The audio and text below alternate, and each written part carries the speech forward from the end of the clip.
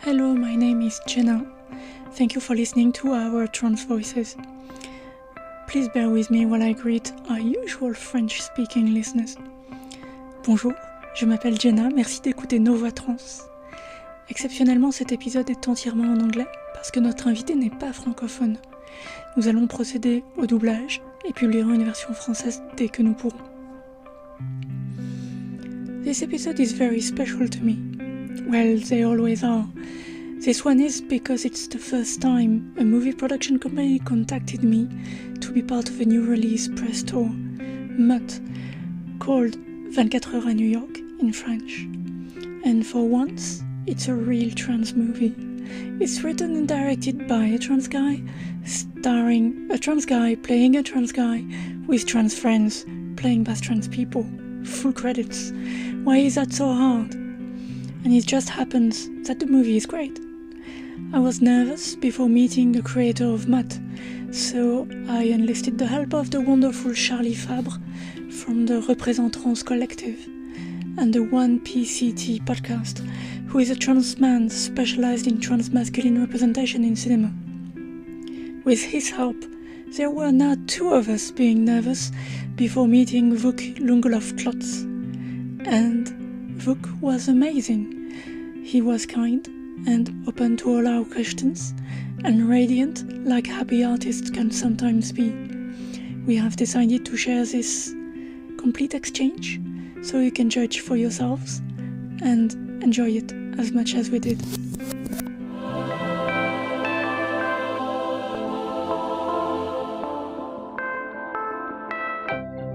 My first question would be, how would you describe yourself to someone who has never met you? Wow, I'm so used to people just asking me questions about the movie. I feel like a parent that like no longer matters, like everything's about my child. So that was like a whiplash. You're asking me as a human being, like Yes. who am I as a human being? Yeah. Whew. We're going to focus on the movie Later. Yeah. Okay. Who am I? How would I describe myself? If I had to describe myself quickly, I would say I'm a pretty playful, honest, hardworking, direct human being. I'm a I'm an intense but tender lover, I would say. All right. Was that good? Was it from your like Tinder profile? No. I think recently I was hooking up with someone. I was making out with someone at a party.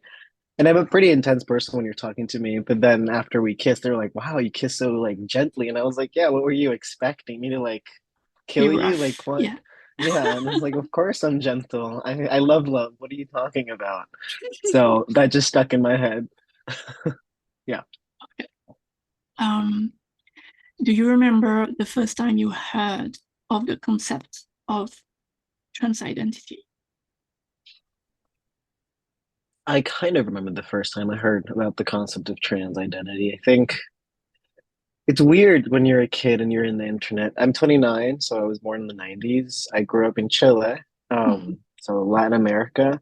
And I think I stumbled upon videos on YouTube of trans men recording their voices changing as they were taking testosterone. Yes. So, but I don't remember how I got there. I just got there and I was like, whoa, this is possible. This is insane. What the Yeah. fuck is happening? And I thought they were so beautiful and it was like so emotional and engaging. And I was 13. And then I remember the first time I saw a trans person on a movie was this really bad movie, this American movie called Click. And it wasn't a good representation. It was like this character is jumping through time and they jump like 5 years ahead and they're looking for their assistant and someone's like, oh, Sarah's not here anymore. They go by, I don't know, Charlie, and the camera zooms into this like trans man just laughing with people and the character looks at them and just screams no and then like runs away. And I just remember I was also 13 and I remember just me in the theater being like, wow, this is horrible. I never want to come out if this is what it's like. Yeah, but it took me a while to come out. But that was when I first YouTube was my Yeah. teacher. And so when you, at 13, when you saw that and you said you didn't want to come out, do you mean you had already related that to yourself? No, I don't think I think I hadn't related right away. To me, I think I'm a twin. I have a twin sister. Both my parents are artists. I think I was allowed to be whatever I wanted growing up. I think I didn't realize I wasn't a man until Mm-hmm. a little bit later, I would say. Or a cis man until later in my life. But I also had like a tough upbringing, so there was other things that I had to figure out before I could come out as trans. I left my home. I left Chile to come to the United States to go to college, but also to kind of have a freedom to investigate who I was. So I think once I had dealt with the first troubles in my life, I could be free to be myself. Yeah. How did it go with your family, if you want to talk about it? Yeah, of course, of course. How did it go? I came out at 19. It went different ways. I think the people that I was expecting the worst reactions from were the best. My grandmother, who is a Mm. pretty Christian lady, she was the best. I had Yeah. spent the summer with her. I was very depressed. If it's okay to say, I was kind of on the brink of suicide. I couldn't really walk. I was an overexerciser. That's how I dealt with my anxiety. I would run and run and run, but I broke both my tendons or injured them, so I couldn't walk for a few months, and that just left me in bed for 3 months thinking a lot. So I was like not happy, not understanding what I wanted to do with my life, and I was in Chile. But when I went back to the States to college, I called my grandma and I was like, I have to tell you something. I'm not a woman, I'm a man. And my grandma just said, thank God you found your way because you seem so lost. It was so nice. It Mm. was so nice. I was like, wow. So she was amazing. My twin sister was amazing. She was like, yeah, we all kind of knew. All my friends were amazing. But my mom and my dad, who are a painter and a filmmaker, artists, had a really hard time. They had like 4 years of what if you detransition? Why are you choosing this? You know, the classic, like, The kind of I'm questions afraid we for, we hear in the movie. yeah, yes. Okay. Yeah. Yeah. But just questions that when you're a kid, which is what I was 19, I didn't have the answers for myself. And I think Yeah. that's always stressful, where it's like, why are you putting so much fear in my head when I'm really just trying to be myself, when I'm really just trying to be happy? So can you just be happy for me? Mhm. But yeah, I wish everybody reacted like my grandma. She's like a magical person. Mhm. Yeah. That's like almost too good. Yeah. I don't know if it's like a boring question. We can just like move ahead. But how is it to have a twin sister and transition? It's great. My twin sister is a photographer and also a film producer. So when I came out, it was her senior year of college, and she did a photo series on me. So Mika is a person in the credits. Yeah, Mika is my twin. Okay. I love Mika a lot. It's We have an interesting relation. I mean, an interesting life. We were born in New York, left to Chile when we were 2, and then our dad was still here because our mom's Chilean and our dad's Serbian. So we would come see our dad to the United States before he moved back to Serbia when we were 11, and then we went to Serbia. It's a very like messy lifestyle, but with all that change, my sister was always there, so we were very, very tight. Like we were traveling unaccompanied minors, it's technically the term when you travel on a plane alone with like an assistant just like looking at you. Yeah, and the And we thing were around doing your that. collar. And Yeah, yeah, yes, exactly. I've done that. So we were doing that by the age, I think, of like 7. But she was always there, so we always took care of each other. And I think it was pretty much the same when I came out as trans. She was just very ready to take care of me. She was, I think, a little stressed because we were both in the United States. We moved out of Chile together and we didn't have any other family. So I think she felt a bit of a burden to be both parents at once and Mm. to like take care of me through as I was coming out, and also trying to explain to our parents like why it was okay. Like she was really trying to mediate everything. And then when I got top surgery, she was there at the hospital, and she was there when taking care of me and my wounds and as I was healing. So just a really incredible person overall. I'm very, very lucky that I have a life partner in a way. Like I wasn't born alone. I was born with with a friend. Okay. and she's amazing. Yeah. Mm. And Um, she's also like bisexual and like very queer herself. So it's yeah, great. you can't be all completely different. Yeah. Um, you've talked a little bit about your medical transition. How Mhm. how was it to manage your administrative transition in your uh, Mhm. international situation? You mean like my names and my gender and all that, in my passports? I Yeah. actually have not changed those, Okay. because I've changed my driver license in the United States, but I haven't changed my passports because I have three. And I'm terrified Of of losing being them. literally different people with different passports Mm. because I already have strange names and whatever. It's that one, that part is kind of complicated, but I'm afraid, I'm already afraid traveling, and I'm afraid of like someone telling me that a passport is not mine and taking it away from me. Yeah. So yeah. So I think now it's legal in all three countries to change my gender. So I do want to look into it. But in the beginning, 10 years ago, it Mm. wasn't. So I just thought, okay, whatever. I'm guessing you have a window right now where it's legal Mm, in the three countries and you have to do it before the US change their mind. yeah, I guess so. The US is the US is the least problematic right now. I think a lot of things are changing very quickly, and it's terrifying in the United States right now. But it's actually Germany who is very strict, and like I have to undergo kind of a not a medical like checkup, but a psychological checkup. And I don't know if I want to do that right now. Yeah. I think I saw just today that they were trying to improve something about that, and that That would be great.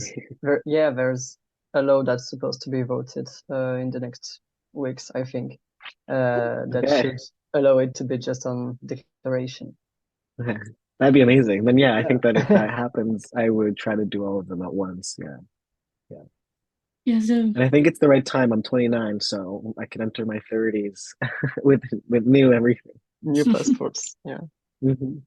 like the situation in France has changed a couple of years ago, where you don't need to prove that you have medically changed to change your passport, but basically judges do whatever they want anyway, even if the law has Mm. changed always. Um, do you want children? I want children. I do. I do want children. Whether they're mine or they're like cosmical children, whether I end up being a professor in a college or I end up adopting, I think I will have some form of children. Mm. You even refers to your movie as your child. Yes, I Oh do. yeah. I do. I love, I mean, I think my movie kind of talks about this, but I'm gonna keep talking just about myself for now until you ask me questions about the film, because it's kind of nice just to talk about me. It's weird. I've been talking for a year straight about Mutt, and I love it, but I think my sense of identity is so entangled in the movie that it's nice to just talk outside of that. That's part of why I'm going to Paris for 3 months to write my next movie, and also just to, I know a little bit of French, very little, but I'm going to a country where I can like kind of completely unplug from Mutt and just be in a new place, new language. Anyways, um, yeah, I love mentorship. I think mentorship is very important to me, and I think taking care of each other is very important. And I was a child that my parents didn't give me much space. I was very great. I was very lucky to have my twin sister, like I was saying before, and together we took care of each other. But I think taking a child seriously and taking all their needs and their interests seriously is very important. And I just when I work on set and lighting department a lot, and when I get new people under me, working under me, I don't know, I just very quickly go into like professor mode, and I'm always very eager to give tiny lectures and just like teach. I just love teaching and caring for people. So I think that translates well into having kids. I would hope. I feel like it also carries well into being a director. Yeah.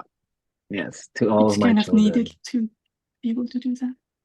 Yeah, I feel like being a director is being a dad, a lover, and a therapist all at once. Yes. It's very tricky, but also fun.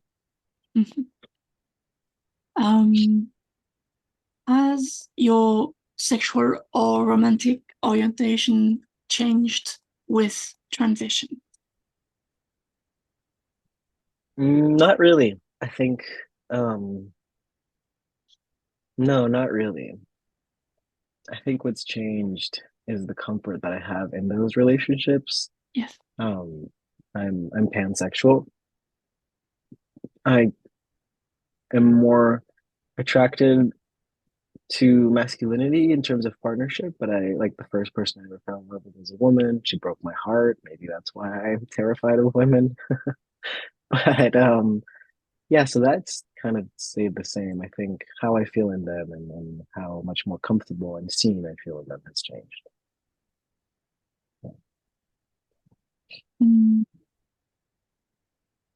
Sorry about what? the I'm pause. sorry. Not at all. What is your biggest personal pride? Pride, my Yeah. biggest personal pride. Yeah.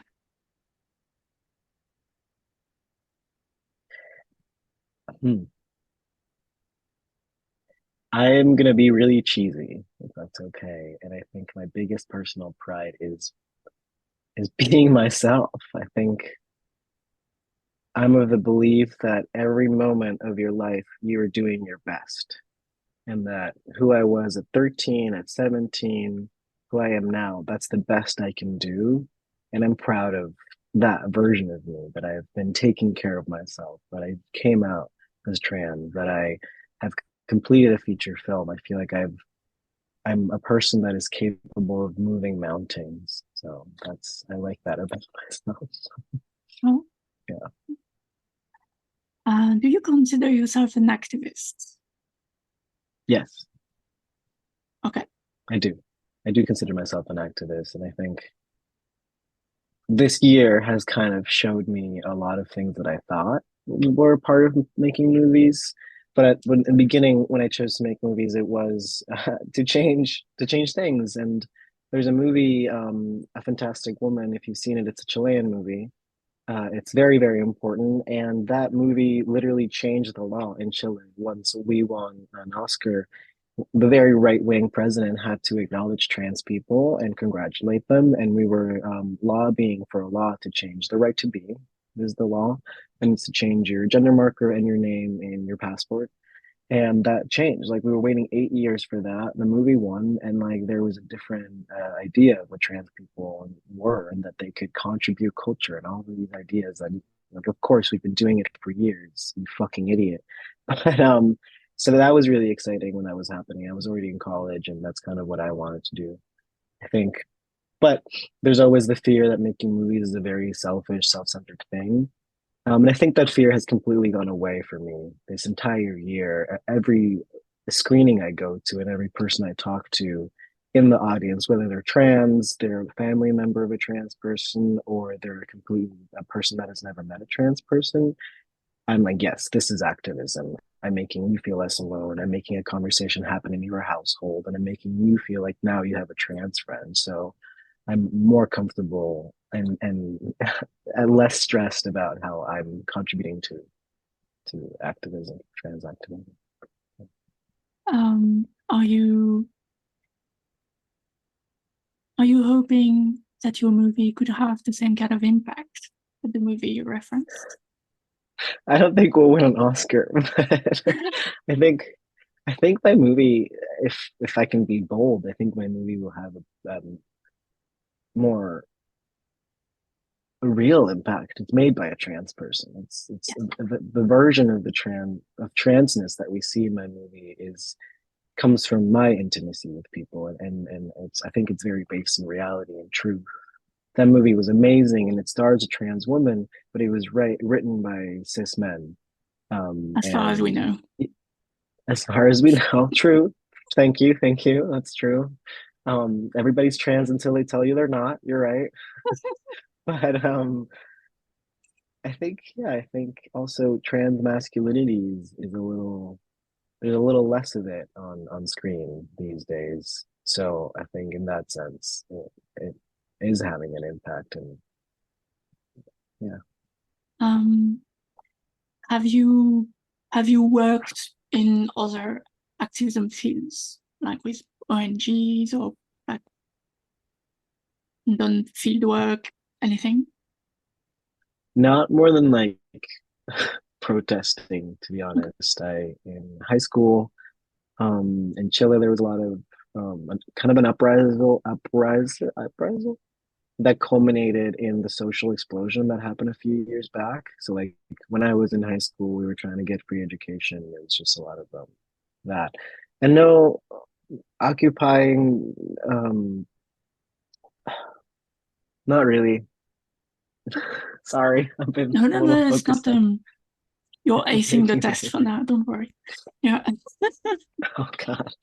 Okay. it's not a Yeah. quiz. I There is think, no wrong answer. yeah. No, other than like protesting and occupying different spaces in New York City for like Black Lives Matter and stuff like that. No. Yeah. Yeah. Um, what But I is think it's an interesting sorry, I think that's an interesting conversation to be had for like a trans person. But we can continue. yeah, Um, I'm always amazed at the kind of different answers I have about the like the history of activism with people, because there's yeah. lots of different versions, and some people sometimes apologize like you did, almost about not doing something, but Hmm. it's very interesting to make them realize that they have devoted their whole life to another kind of activism, and that's Yeah. it's of course as valid and Yeah. important. So That's exactly. That's what I was gonna say. Like in terms of well, organized activism that is outside of myself, that doesn't have to do with transness. I think that's what I was apologizing for. yeah. But in terms of transness, I talk about it every day. Mm. And now that I have this movie, I'm a spokesperson for transness in the United States and outside of it. I think what's cool about my movie is that I'm half Chilean. I have a Chilean actor in it. It's playing in Chile right now, and I think there aren't that many filmmakers that there are a good bunch of filmmakers that leave and make movies outside and then come back to the United States and they get a lot of respect for that and prestige. And I like that I'm the trans one that did that. And there's a lot of gay ones that do that. But I feel like I talk about transness nonstop. that's that's a lot. And Yes, I love it. I just sometimes that was get about to flat. be my next questions. Like, does it make you happy or proud, or Yes, it makes me very happy to talk about trans issues and to be trans. I love being trans. Um, I think I think I was meant to be a filmmaker in this life, but more importantly, I think I was meant to be a medium, an in-between for people, whether it's me as a storyteller to you or me in a classroom. I think I'm good at presenting information in a very kind and approachable way. And that's kind of how I talk to people when they ask me questions that they shouldn't be asking me. I have less patience for those people these days, but I'm very happy to teach. And I think activism as a trans person living their life is continuously teaching people. And I really like it. And I'm grateful that I was born in 1994 and that I get to be out and proud and I get to make work. And I premiered at Sundance and I premiered at Berlinale with a movie centering a trans character. And I think that's badass. And I want to be taken as seriously as a trans person in those themes, but also as a filmmaker and an artist. And like, I want to hold multitudes. I think that sometimes as trans people, we're one dimensional to others, and that's if anything, I have more dimensions than someone who's cis. Just yes, because I've seen both sides of the coin, and I've been treated until I was 19, 20 as a woman in society, and now I I'm treated as a man. I mean, that's insane information. I'm like a fucking spy. Like, I don't have dimensions. Like, are you kidding me? Anyways, You've referenced several times the classroom. say Were that you a again. teacher before, or are you planning to be after? Or... No, I've never been. I just did a guest lecture at an MFA program, and I really loved it. And I would love to be a teacher. I think I want to make movies first and then go back. I would love to go teach in Chile. Yeah. Yeah, and I think it's exciting to stay connected to the youth and to keep talking to them and seeing what they're doing because they're really cool. How is your support network? My support network, it's great. I'm pretty blessed. Even though my parents took a second to come around, they're very supportive. My dad's a filmmaker. My dad's a Serbian filmmaker, which was very strange. He liked my feature film script before he let me come out to my little brother. So it's like we could talk about movies, but not the trans issue. And it just took him a few years. Now he just could not be prouder. I have great friends. I mean, I'm doing okay. My life is nice. I'm I get to forget I'm trans, which I think is a privilege, if that Yes. makes sense. Yeah. Yeah. And I'm single now, but for the past 4 years, well, I've been single for a year and a half, but the past 4 years before that, I had a few trans partners, and that was amazing to like date another trans person and fully forget that you're trans, like in conversations and situations, and kind of be like, wait, why is it so much harder for us to do that? Oh, right, because we're trans. Right. I love those moments. And I have a lot of queer friends. I think I have more queer friends than straight friends, but yeah. I have really good friends though. My two of my best friends have come up to me and have said, like, when you came out, I thought about it. I thought about my gender and I thought about whether or not I was trans or I wasn't letting myself be who I was. And I realized that, you know what, I'm a cis man. And that was really sweet, you know. So, I think it's the best kind of cis people when they have yeah, actually asked the question and not just like followed the usual path. Yeah. exactly. Yeah, it's beautiful. But I am an artist, so most of my friends are artists and pretty intuitive, present people. Yeah. How do you take care of yourself? I don't. How do I take care of myself? Sorry, you're that No, question after making my movie. Go for it. What were you gonna say? I'm going to say you're going to be so easy for me to voice over because I think I gave the exact same answer in the podcast a few weeks ago. Nice, nice. Yeah, I think that's a hard question. As a, I'm the type of person that thinks I have to create in order to, wait, I want to say this well, so give me 1 second. Oh. Um, Spanish is my first language, and sometimes I don't know if this happens to you when you're speaking English, but you can't even remember the French word. Yeah. Like you're just kind of left with like, wait, why? Where did everybody go? But I guess I can say it wrong now, and then maybe I can find a better way to say it. But I'm the kind of person that feels like I have to work in order to make my life worthy, or I have to, what by making stuff, I'm worthy of living, which is completely wrong. But it's just kind of how I see things. So Like it's you're stupid, but I measuring think I your take, worth by your yeah, like, productivity, something like that? yeah, which is very capitalist. Yes. Bad.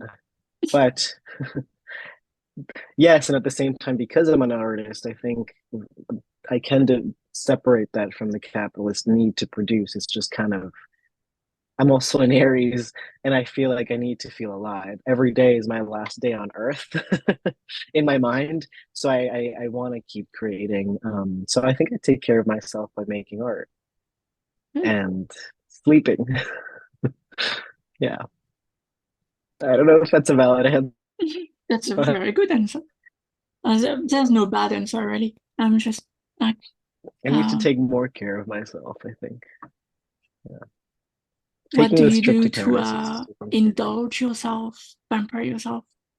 Is there something that comes to mind? I do, yeah, I'm a hedonist through and through. What is life for if not to feel pleasure, in my humble opinion? Um, I love my friends. I I just I really like spending time with friends. Mm. And that can mean anything. That can be a trip to the beach, that can be going out for a drink. I just like hanging out with people. I really like listening to people's problems and seeing how they're doing. And oh, I think awful. I like cooking. I like eating. I like kissing. I like fucking. I like talking. I like making jokes. I like traveling. I love going back home to see my family. Yeah, it's all good stuff. You look generally so happy. It's just like a prayer. I am.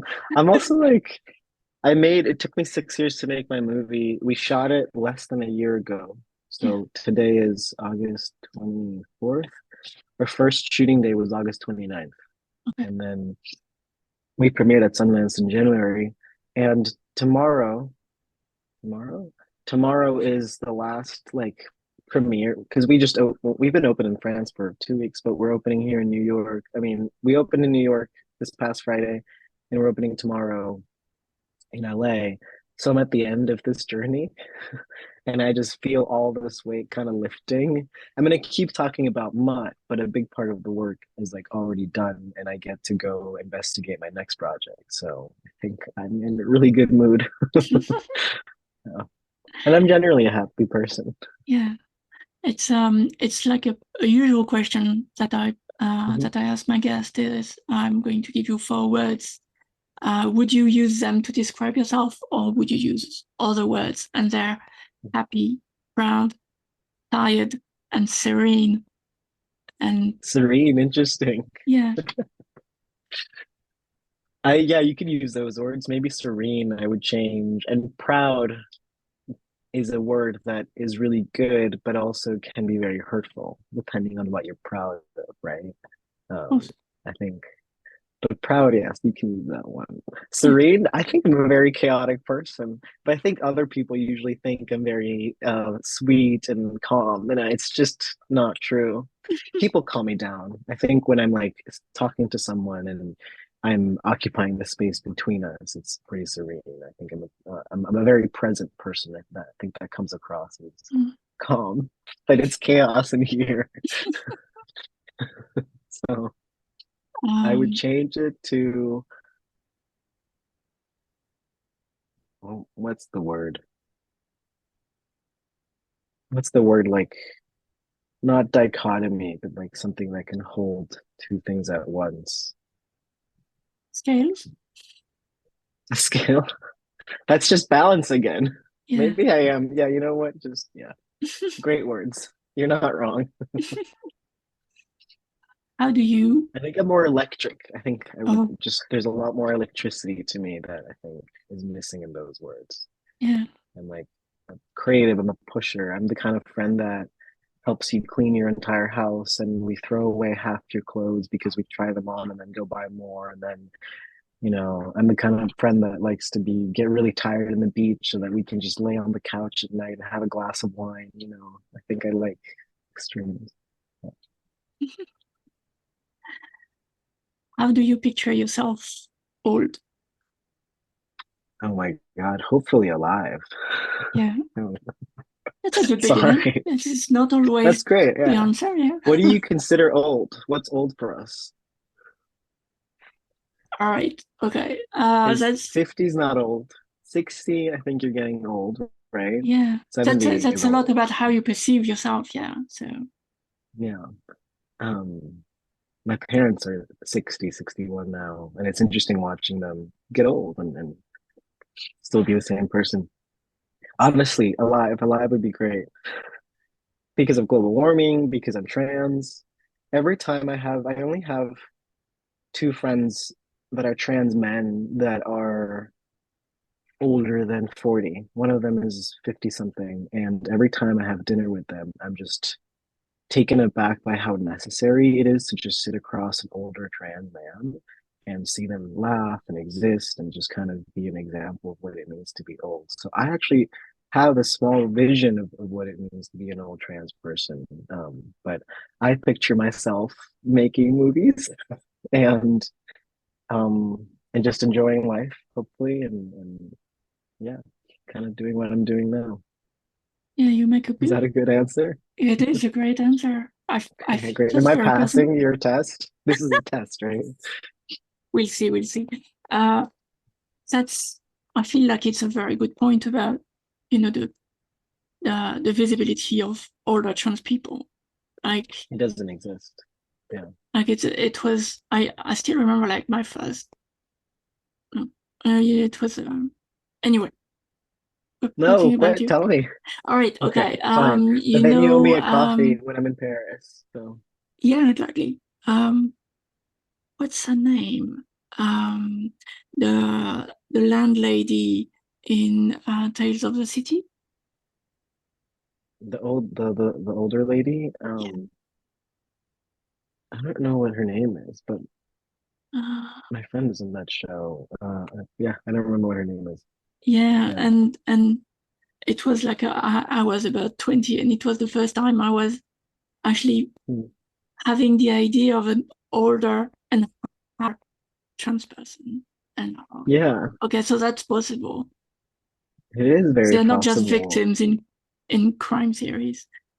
Exactly. I think as a society, I'm going to talk about maybe the Western world, but as a society, we don't show old people in general in movies or in culture.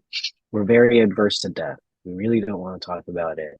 But when it comes to, but then humans, not normal people, cis people, they're not normal. They're fucked up. Cis people have their grandparents around them, their mom, their dad, their coworkers. Life around them shows them that they will have a good life. For us, because we don't have that. But you go for it. I feel like it is changing at the moment. Like for the past 5 to 10 years, there has been a lot more movies targeted at old people, like showing, I don't know, like Sylvester Stallone as an old man, because there's a lot of more old people with money in the Western world, and they're the target now. Yeah. And also, film has been around for what, 110 years? Yeah. So us as a society are also kind of aging with it in a sense. There's that movie 80 for Brady that came out in the States. The four leads are women in their 70s. I haven't seen it, but it's just really sweet to see old people and then to see old people falling in love on screen or just doing anything. I really like old people. I think they're so cool. So, but as a trans person, there isn't much of that around. Silas Howard, Ivan Coyote, those are like the guys that I can think of. So it's a little sad. I'm kind of a dinosaur. Even though I'm 29, I transitioned, whatever that word means to you. I think it's kind of a stupid word. I came out. I think that's the right word because transition is something we continue to do and you can look however you want it to look. But I came out 10 years ago and when I came out, I usually say I was the first trans person I had ever met. But a friend has been correcting me and she was like, "You met me." And I was like, "Yeah, I met you for an hour. I didn't know you." But Eve is a friend of mine. So I knew one trans person for 1 hour before I came out at 19. And I didn't know anybody else. So when I came out, people were coming out to me in college, and that was really sweet. And even though I'm only 29, I do feel like I've had a decade of being out in a way that feels different. Like I think there's a freedom in how you come out now. There's less of a I think when I was coming out, it was a little more of like I have to pass right away so I don't get killed in the street. Now I think there's a freedom to be, especially in New York City, where you can be non-binary, where you can present however you want, where your gender has nothing to do with if you're feminine or masculine, which is what I think. But yeah, it does feel a little old. Where I'm like, in my time, you would cut your hair and you would put on pants right away. Now it's like, no, you get to do what you want. um, This is the first tagline for the podcast I'm recording you for. It still is.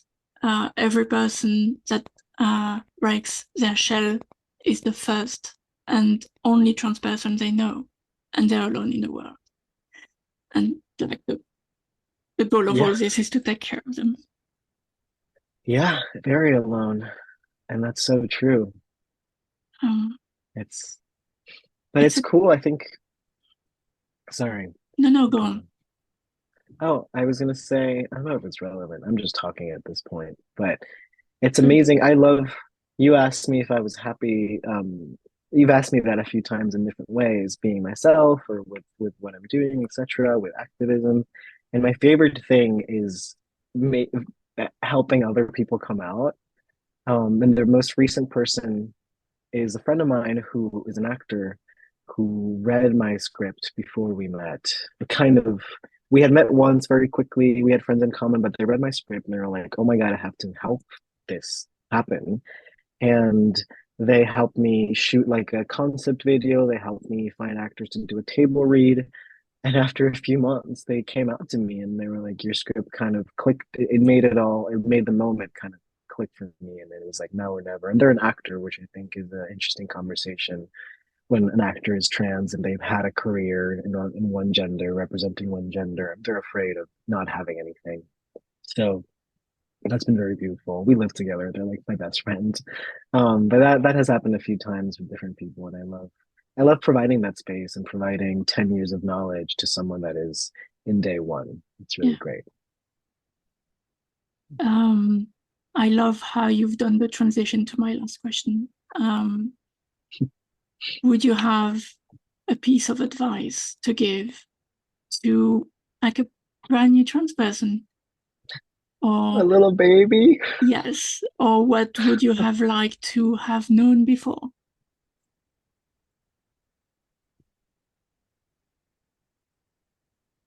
Two very different questions. Yes. To a new trans person, man, a lot of things. A lot of things. First of all, congratulations for being incredibly brave and for coming out of the Matrix. But I would say that the joy that you feel when you're truly represented by yourself, when you walk into a room and people see a sense of who you are, is uncomparable to anything before. And I think the kind of mental prison that being in the closet as a trans person, it has a big impact on you. Even you don't realize like how angry you are. I think transitioning, coming out and being truly who you are makes you an overall happier person, but it also makes you a better human being towards others, because once you stop focusing on what's wrong inside or what's wrong, like what's making me not understand the world, you can finally start to open your eyes to everything that's in front of you. And I think that is amazing. So I guess it gets better is what I would say, which is a terrible thing to say, but it does. And I think when someone calls you beautiful, yeah, when someone calls you beautiful and you're out, you really feel it. You are beautiful. You believe them, and I think that's what sucks. You're always beautiful, but you finally start to believe people when they tell you that. I don't think it's a terrible or cheesy thing to say to someone, it gets better, because I am a volunteer in a local organization, and every week I welcome new trans people. And one of them came to me like 2 or 3 weeks ago, and the first question they asked, even before we sat, was, does it get better? Literally this one. That makes me so sad. Yeah, me too. And I can't and I don't cry in front of them. But you can't? I don't. I would say I don't allow myself, because I feel like that gives them the wrong message. Yeah.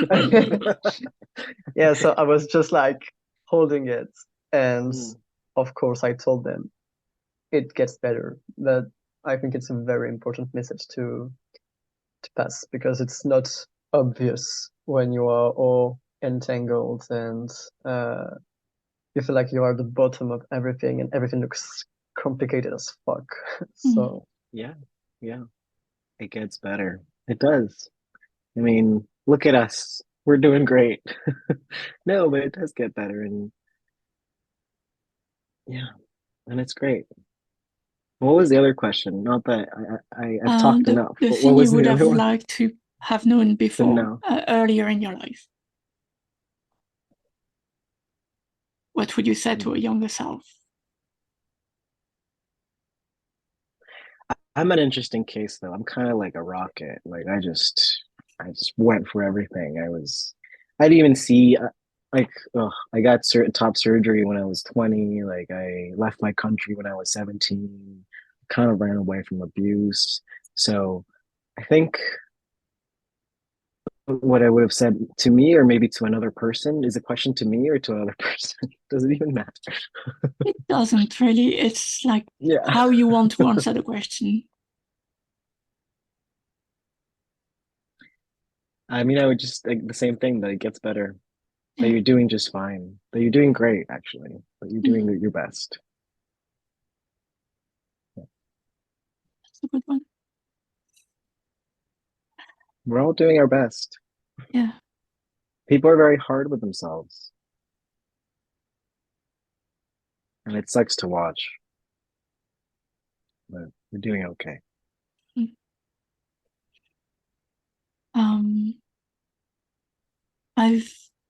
I've finished the sort of personal questions, but I usually find some more when we're just like talking, so I can I can. And then you edit this, right? I'm sorry? You edit this, right? And then I speak French magically, right? I think I haven't like taken a decision yet, but I think some people would be very happy to be able to hear this interview in English too. So there will be two versions. Sweet. I can't wait to hear the French one though. As I learn French, I want to one day fully understand. Cute. Very cute. Well, I do have you said you were coming to Paris for 3 months to write and prepare your next project, and is it just because like it's a place where you can like disconnect from everything, or does your project have anything to do with Paris? My project has a French character in it. Okay. That's not why I'm going. I just like France, and I've always wanted to learn a language.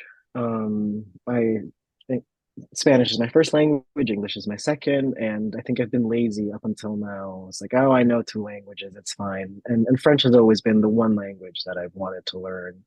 I have a German passport. I don't want to live in Germany. If anything, I'm a quarter French and a quarter German.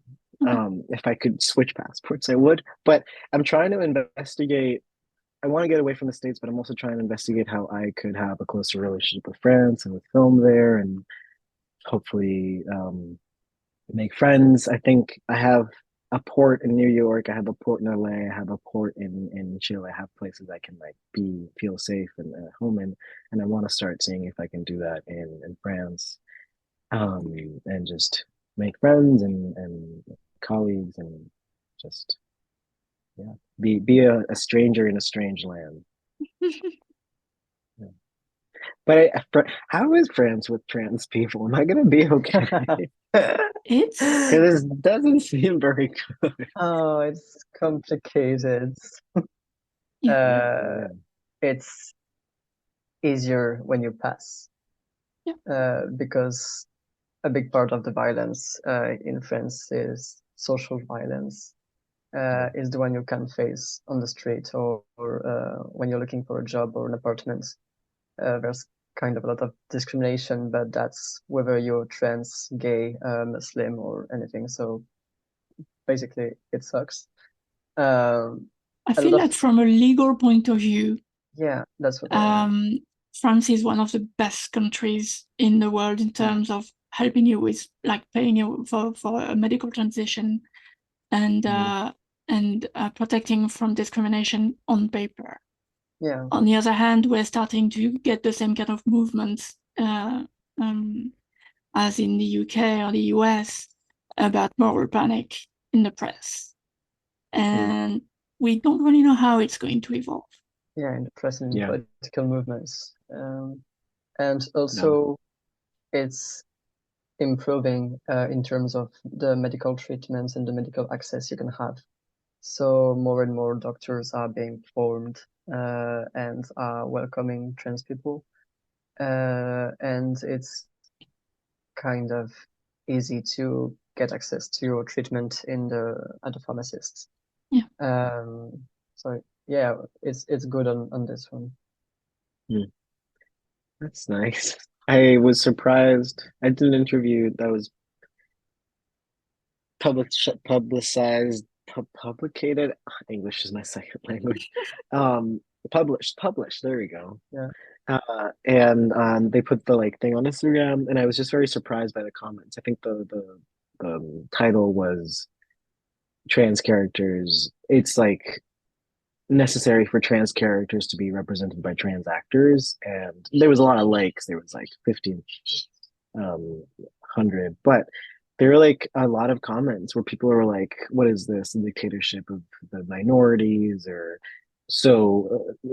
actors are supposed to change, shouldn't they represent anything? And I was like, that's not the fucking point. Read the article first of all, you stupid person. But I was just surprised by that, and I had been a second since I had that reaction to anything I had said, but it makes sense. I think in the States, as an artist, you're just more protected in a bubble, in New York or in LA. Yeah. So that was just wait, how is this news to you? Of course, trans people should be representing trans people on screen. And you know what? In 200 years, for me, it's all about job equality. Let's say that in 200 years, or maybe 50, if you want to be super progressive, trans people are doing as many roles as cis people, and they're doing roles that aren't just trans, this and that. Sure, we can start talking about it. But right now, every single role that is a trans role is taken by a cis person. Yeah. So we can't even have that conversation. Sure, we can get into philosophy and this and that, but no, it's just, yeah, of course. Anyways, I was just surprised. So that was wait, why am I going to Paris? But yeah, I'll be okay. Yeah, we'll be here to welcome you. Yay. That'd be nice, honestly. I don't want to push this, and if you want, I would love to get your email after this, but I'd love to hang out when I'm there. It would feel nice to have trans people around me. Yes, we can find lots of people, lots of trans people around us. There's plenty of those. Yay! That makes me happy. I have a question about the movie, and then I can let Charlie talk because I've talked a lot. Is that the title in English is Maps? And yes. Do you know the title in French? Yeah, it's 24 Hours in New York. How do you feel about that? I feel fine. We talked about what it would be. Let me be concise. I think it's a fine title, and I think whatever gets people in the theaters. I made the movie. I don't necessarily know how to sell the movie, so I just left it up to whoever was making that decision. And I trusted that they were like, New York sells in France, and I was like, sure. And I think what we want to kind of do is trick people into just coming to see this movie that aren't interested in trans issues and just want to see New York and be like, ha, gotcha. So I'm okay with that. But Mutt is a mixed race dog, and the only way you could say that is badacht, right? Yes. Which is a pretty abrasive word. It's a little too aggressive, and I think there's bastard in English, and then Mutt is it's calm. It's just about being a mixed dog. It's a lot more affectionate. Yeah. It is affectionate. When used as a person, it is affectionate. But when used for a person, it gets a little bit not great. So there's still a little bit of that edge of taking a word that's used against you and using it as armor, which I think is a really great thing to do. But Bataan was just a little intense, and I just didn't know. I was trying to ask them. We also they wanted to name it to meet you again or see you again, and I was like, okay, we're going somewhere. This could be something. But at the end of the day, 24 hours in New York is fine, I and think the it's a people. well, it's quite usual in the way Mhm, titles are translated in France is to try to reference another movie. That's something that's going to mhm, because there has been like 24 hours in the life of a woman and 24 hours in mhm. Paris, and there has been a lot of things like that already. So I Yeah, think it's the goal. Uh, how would you say that "mutt" was a way to reclaim a word as an armor for you? yeah, yeah. A little bit, not a little bit, a lot. I'm pretty mixed. I grew up in Chile. Um, in a way that's hard to talk about because I don't think I deserve space in this conversation. I'm white.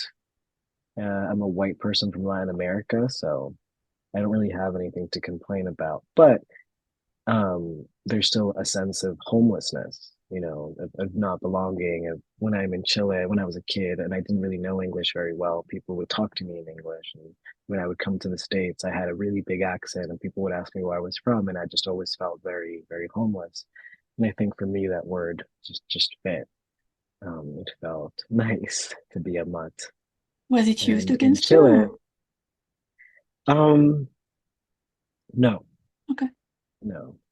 I have been called a bastard though.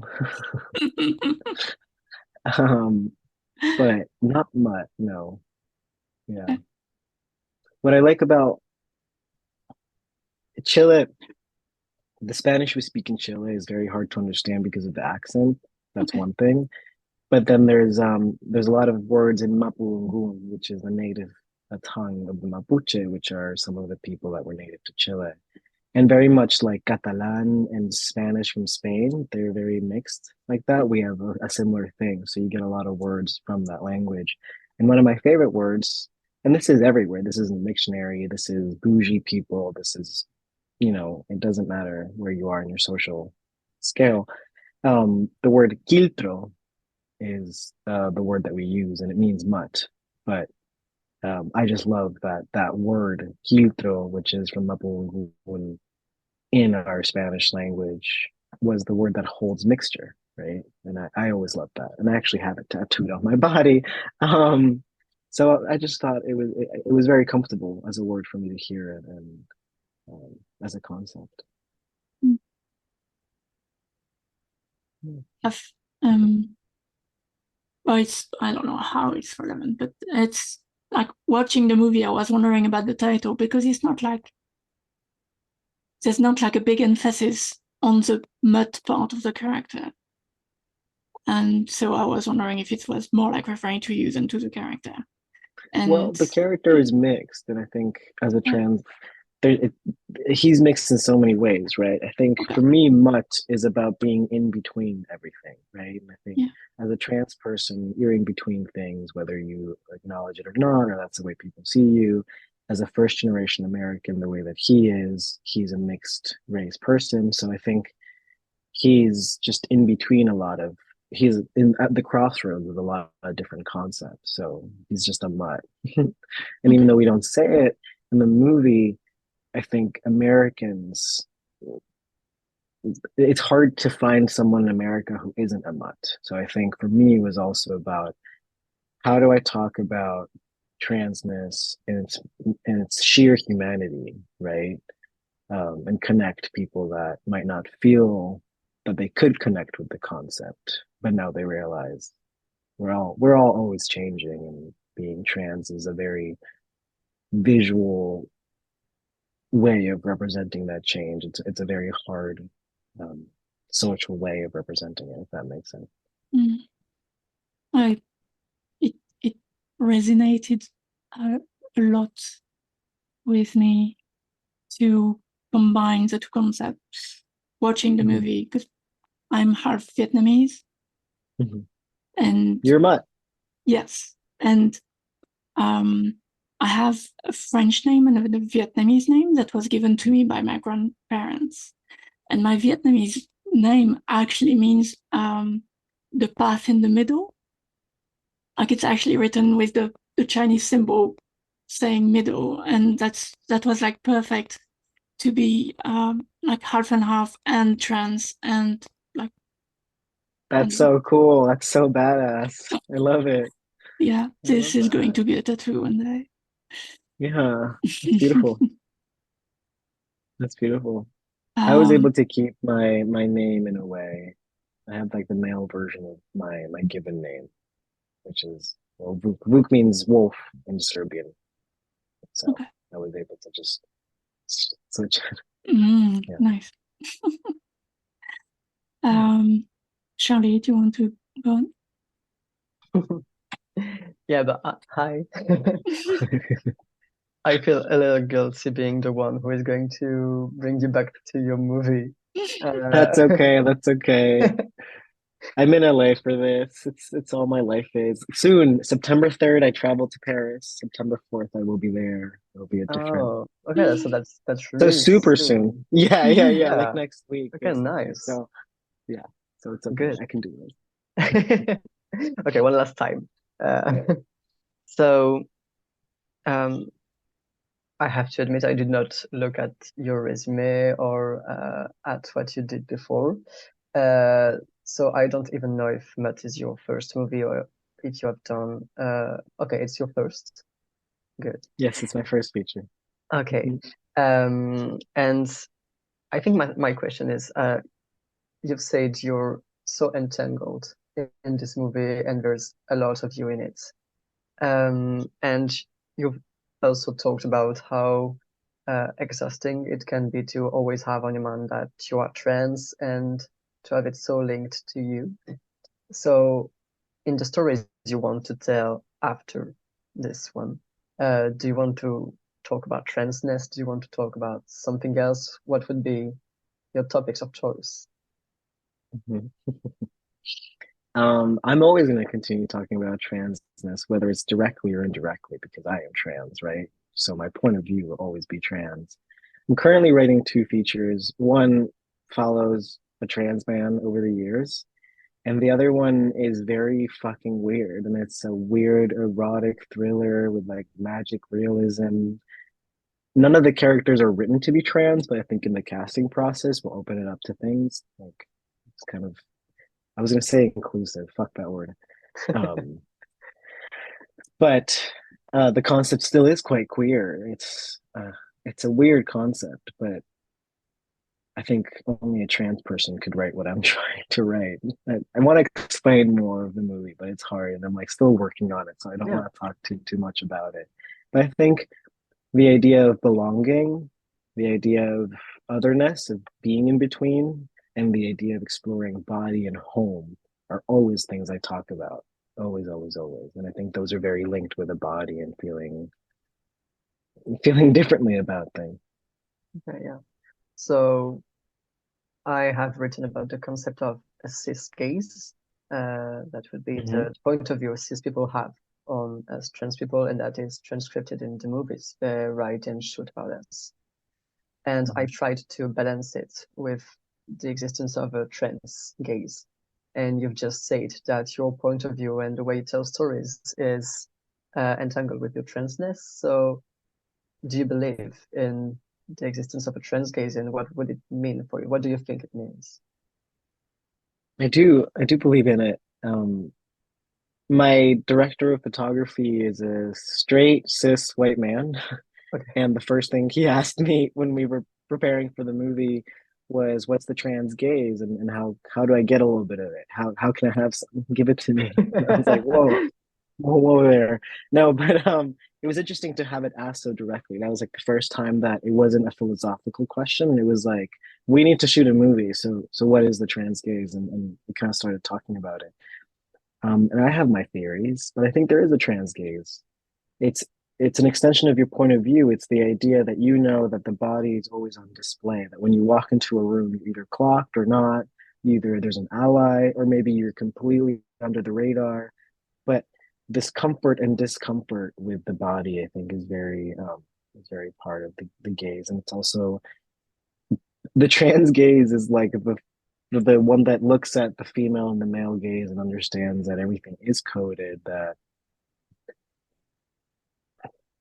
to be comfortable is a privilege. I think, I don't know, there's a lot of, I think the trans gaze gets mixed up with just the gaze of the otherness, of the unbelonging of things. And I think something that if it's okay to get specific, I don't know if any of this is useful, so you can just tell me to shut up. No, it is. But it is. Go on. there's a scene in my movie, in a laundromat where two characters, explore each other and make out, and it's pretty sexy in my opinion.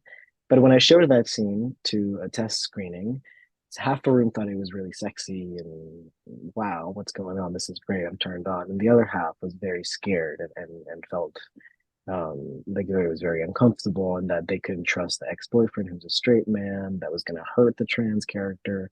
So there was half and half, right? Good and bad. And to me, that's kind of what the trans gaze is about, is understanding that every moment, even your happiest moment, can become a tragedy, and that you are always half present but half worried about what this outcome can be, right? Even if it's, you hook up with someone on Tinder and then you're their first trans person, it's going great, but all of a sudden they freak out. That can always happen. And it sucks. It sucks that that's part of the trans gaze, but I think there's a sense of tension. I think trans people are really good at making thrillers, is I guess what I'm trying to say. Yeah. Like either sexual tension or this tension, but like tension, always like the idea of being tight in terms of observing your surroundings. Yeah. Okay. Kind of sad. Yeah. Actually, I'm glad you bring the laundromat scene on the table, because it was very interesting for me. I'm going to get specific too. I wrote my thesis on the topic of trans representation, but especially on the way trans bodies are portrayed through mirrors in Oh yeah, we love our mirrors. cinematic culture. Yeah, we do love a good mirror, but most of the time it is used in order to hurt the trans person, because what they see in the reflection is not something they are pleased with. And it's typically what happens in that laundromat, because the character does not want his body to be seen, and the other one uses a mirror reflection in order to see it without him knowing. And I don't even know if I have a follow-up question there, but or maybe it is how aware were you of the history of mirrors in the movies about us when you shot that? And did it play a part in the way you conceived that specific scene? I've made shorts before. This is my first feature, and I have extensive mirror sequences in my shorts of trans people seeing themselves. And I would say I was pretty aware of it, and at the same time, in that specific space, that's a much more unconscious thing that came out, and I wanted to other the lead trans person from his own body in the scene. I wanted the audience to see his body reflected before they saw it directly in person. I thought that was like I don't know, that just felt right. Like to me, that is the trans gaze, right? Like to see your body reflected. Um, and I thought I didn't want to sensationalize the body. I wanted to, it's a hard, like, the first time you see the scars are when like up close is when the other character is touching them. And to me, I'm not trying to like hold the tent and be like, ooh, look at these scars, but I just wanted to show them when it was necessary to show them, which is actually just physical contact, whether the scars were there or not, if that makes sense. I'm not really answering your question, but I think I am.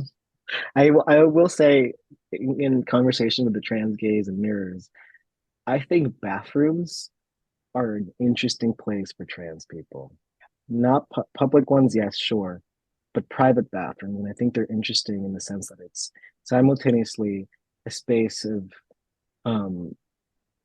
great anguish and at the same time of security, because when you close the door to a bathroom, no one can come in, right? That is your space. As a human being, like, you can actually lock yourself in the bathroom and be alone, explore your body.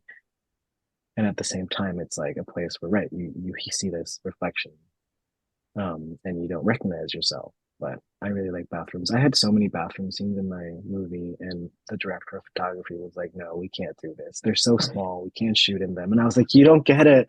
Bathrooms and trans people, we're so close." So there were more bathroom scenes in there. The whole kiss sequence at the end and the fight, with the two characters, was in a bathroom.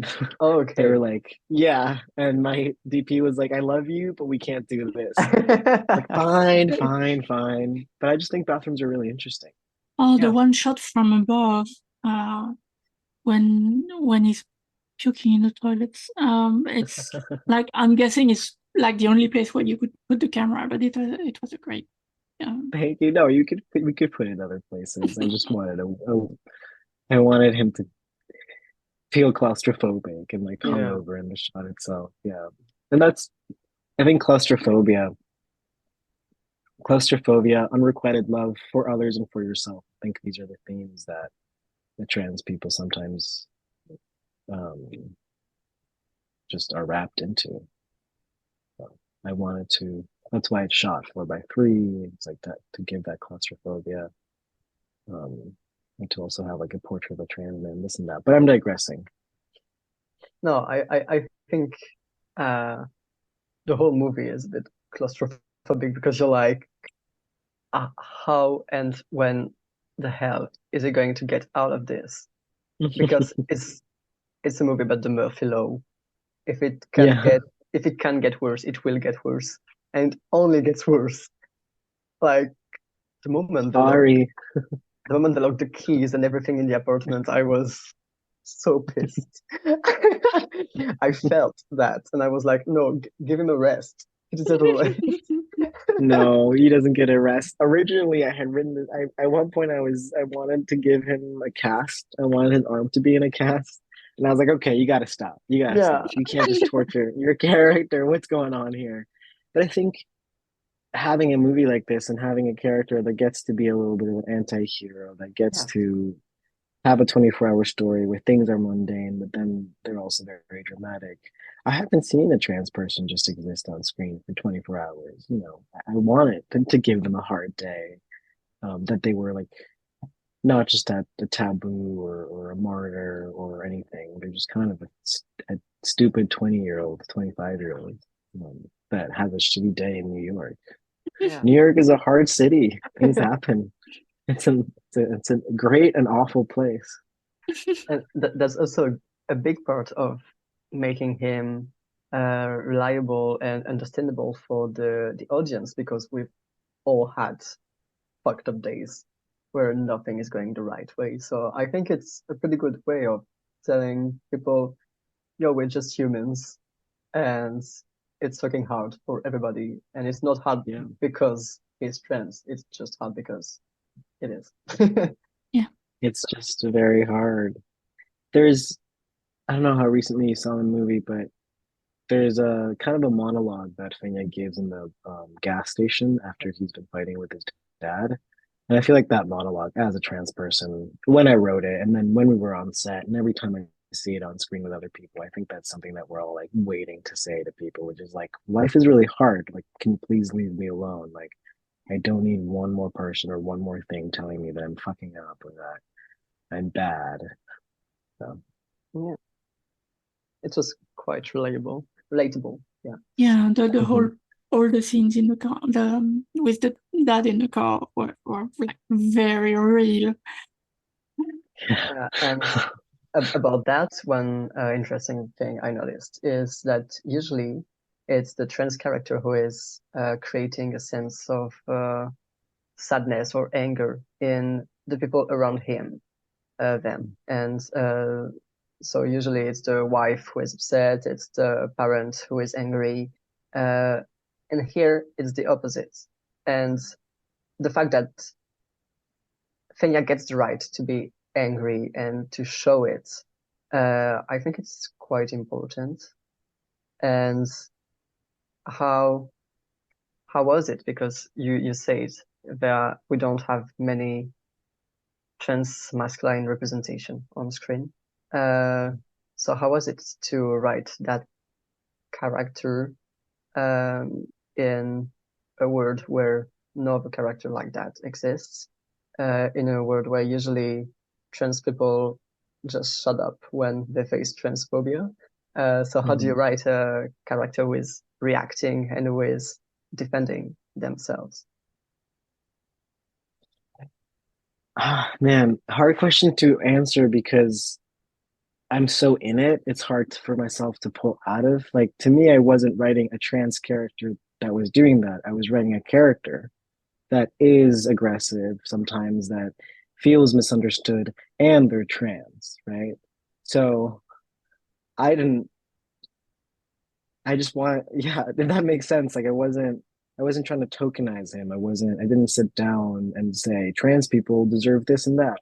That was just kind of the character that came out. And I think part of it is because of who I am. I'm a pretty go fuck yourself person. Like, I was once, I'm that person. I'm the like, can I please just sit down in peace and quiet? I've been fighting since the day I was born. Can I just have 1 second off?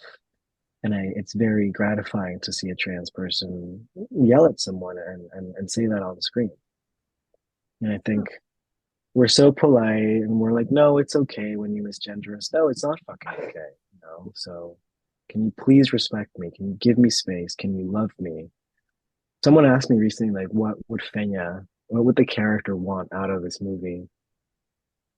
Once you see it, like him, if he was a real person. And it was a sweet question. I thought about it and I was like, I think he just wants to be left alone and for someone to say that he did a good job, that he's okay.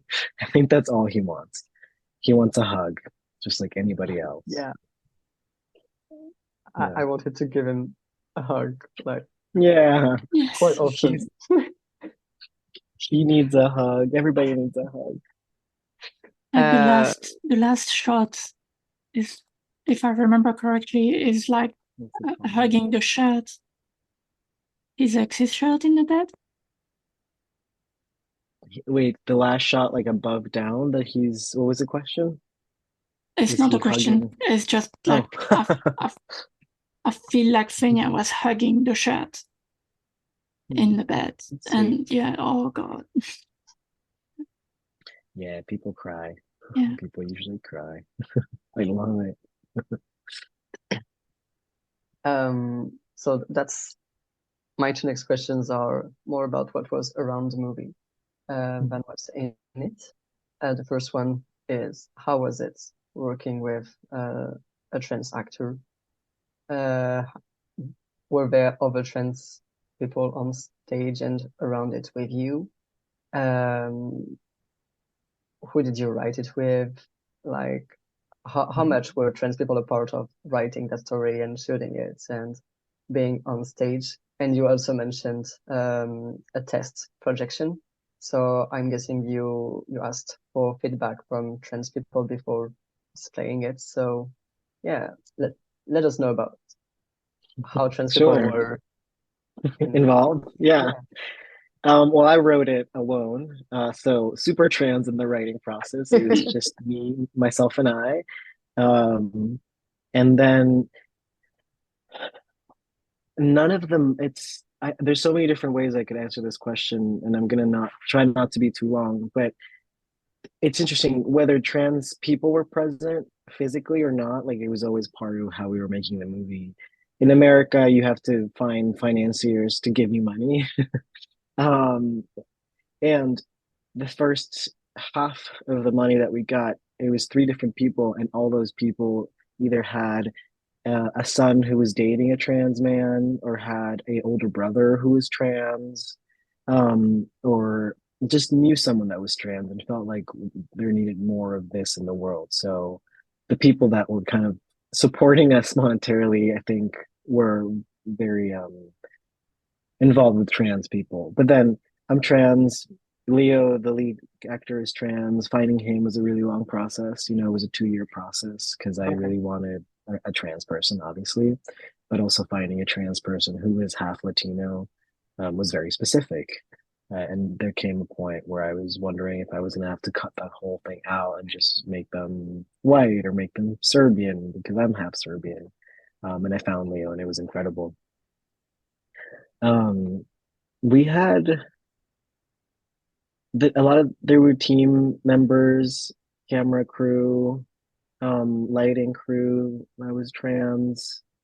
I think as a trans person, my producers were like, everybody on set has to be trans. And I was like, absolutely not. We're not paying them very good money. Let me get like a bigger budget and I'll bring everybody trans. Like, why am I gonna, if they want to work for no money, sure. But like, why don't we use the cis people to work for me for no money? And then, you know what I mean? I feel like I like sometimes that. people are like, go, go, go, go. But there were a lot of crew members that were trans, and a lot of my friends, because I come from lighting, so I've been doing 8 years of lighting in New York City. So my friends are all kind of in the crew side of filmmaking, so I was able to just bring my friends, whether they were gay or trans or cis. Yeah, and then in the editing, I mean, I guess just my friends, but they happened to be trans. But I had like my friends like look at it and tell me if they were feeling good or not. And I think I was also just very led by my own intuition and my knowledge of trans stuff. And now, I mean, we're still so in the world of firsts. Leo Neal, who is the actor, was the first trans person, masc or femme or anything in between, to ever win Best Actor award at Sundance. Best. So it's like, which is amazing, but it's also sad that it's like still the first. Yeah. Yeah. But it was great working with Leo. It's the same as like dating another trans person. There's so much that doesn't have to be explained. You just get to be a person. You just get to be a director with an actor and kind of forget the rest. And he had never acted fully as himself on screen. You know, he had little roles in TV shows that were like cliches of trans people, like the hacker or whatever. I don't know why trans people or gay people are always like hackers in shows.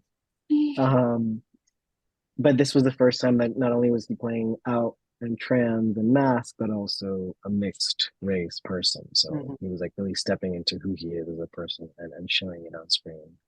Was that an answer? Did I answer your question? Yeah, that's good. And also, I was thinking that it joins a bit what you mentioned earlier with Jena about being an activist, because it's a real struggle to be able to produce art and to just do things without having the burden to be an activist through what you do. So I was also wondering if you felt that way on you, and if Leo felt it too, and if you had any help, if you talked about it together. How did you feel about that? About the activist part of it all, or about the maybe the burden of having to be a figure because you were doing something new and you were doing something special, maybe. So how did it feel? Yeah. I mean, that burden for me was felt from day one, trying to convince people to give me money and to tell a story that is trans, or people are like, why is anybody going to care? And why should we trust you? So I was feeling that from day one. And the idea of, I mean, I remember being in meetings with pretty important people being asked if I had bottom surgery. If I was thinking of doing that, and being like, what the, are we going to fuck? Like, why are you asking me this question? Excuse you? So, and I think something, I was so shocked when you asked me to describe myself in the beginning of this, because I was like, wait, you don't want to talk about how I'm the first trans? No, not. And I think I'm so excited to talk about transness all the time, but sometimes the filmmaking of it gets buried. And that's a constant thing. I think the first moment as a filmmaker, I'm mentally ill in the sense that I need to make movies. There's no other way for me to live in life.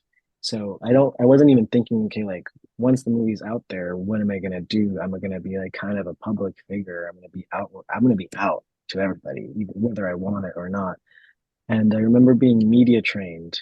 We had like a trans, we had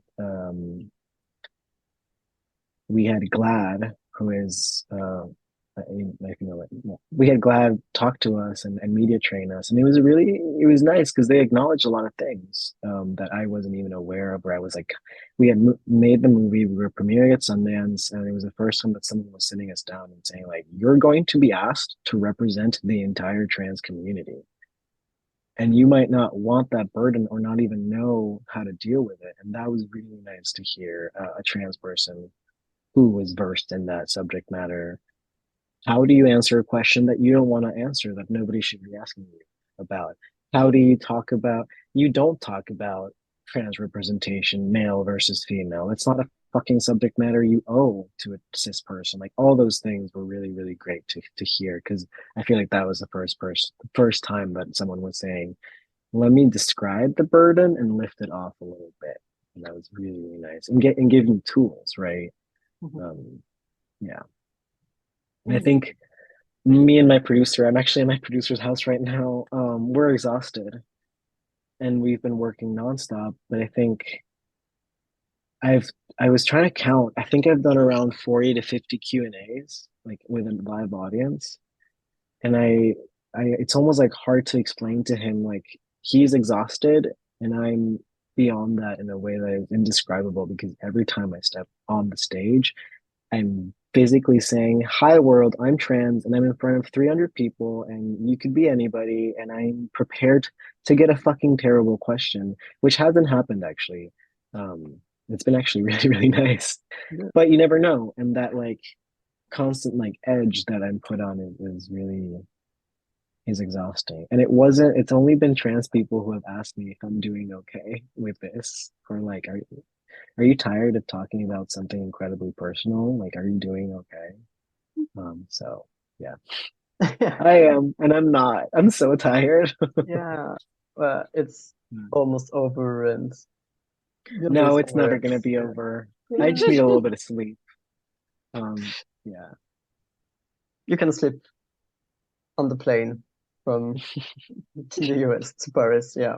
Exactly. That's your And that's enjoy your jet lag when you arrive. Yeah. Oh my God, yeah. That's awful.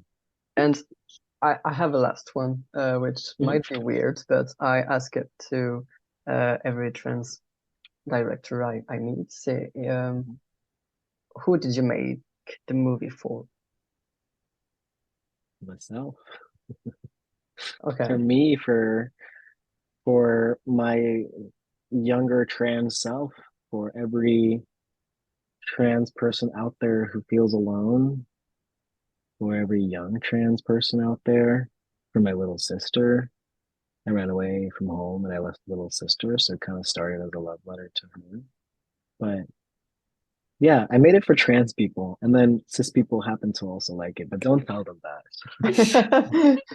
Don't tell them that at all. I don't know. I feel like when I watch movies that don't have trans characters, I'm like continuously doing like emotional acrobatics in my head to feel like that I can be the love interest or that I can be the hero. And I wanted a movie where you don't have to do that, where like you're tired one day, you just turn on Mutt and you can do your homework or do your housework and that's fine. I just wanted to create a best friend for someone.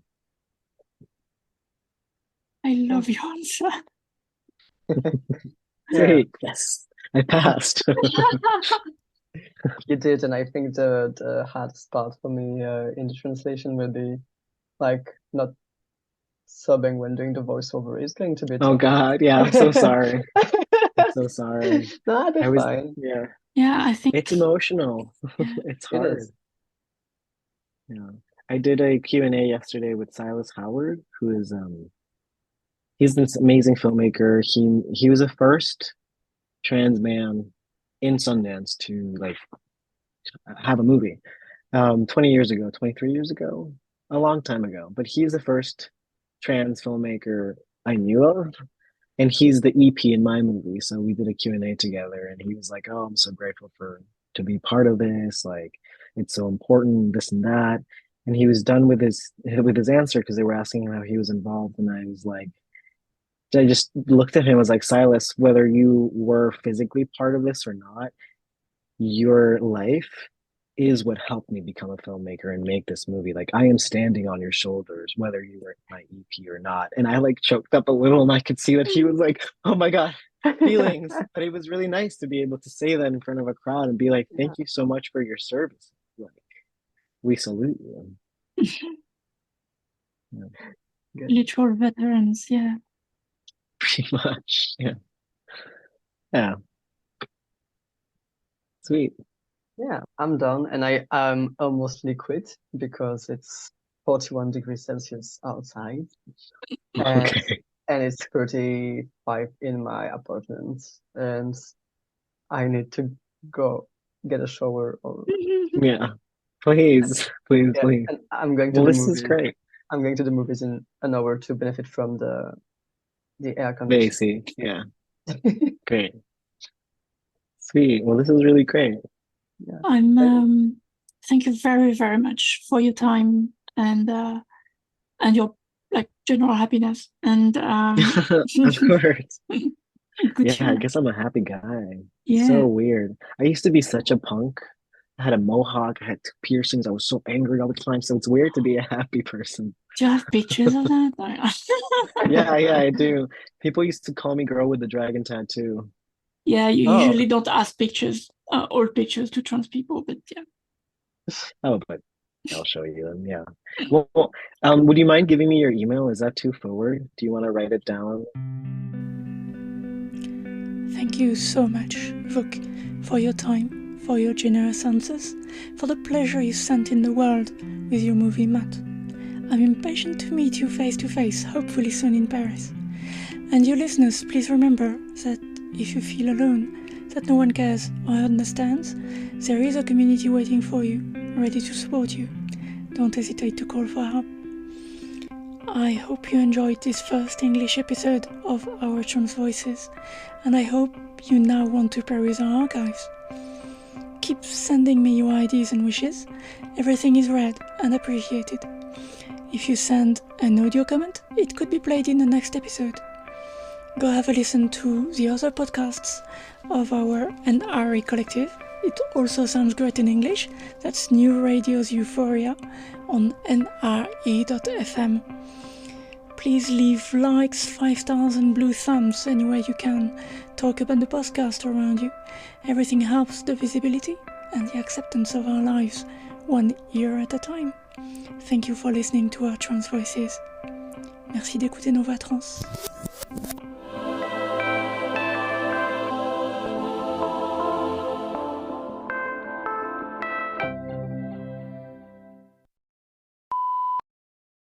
Where are you guys based?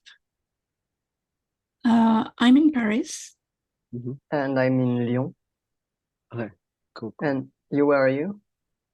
I am in Los Angeles right now, but I don't live here. I live in Brooklyn. But I'm going to be in Paris for 3 months.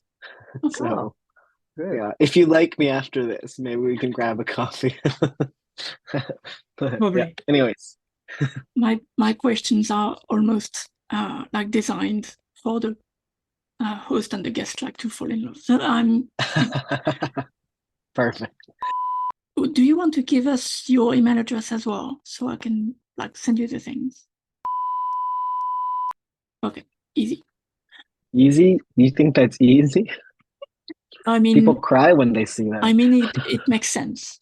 Like, I don't have Yeah. to spell it every day. You just have to copy paste Yes. it. Yeah, that was a big factor in choosing a first name and last name for me. I'm stupid. I like just was like, oh, just keep the one. Stupid. I should have. Wait, I'm copy pasting your email. I should have chosen something different. I wanted to call myself Sebastian, but it's too late now. It's never too late. Made a movie. All right, yeah. I think that when you make a movie and you have a career, yes, I think it is too late. That's okay. Sweet. How long is the thing gonna be in the end? I'm apparently an hour and a half. Wow. Sweet. Well, this is really nice. There's a breath of fresh air amongst other talks surrounding the movie. So it was really sweet.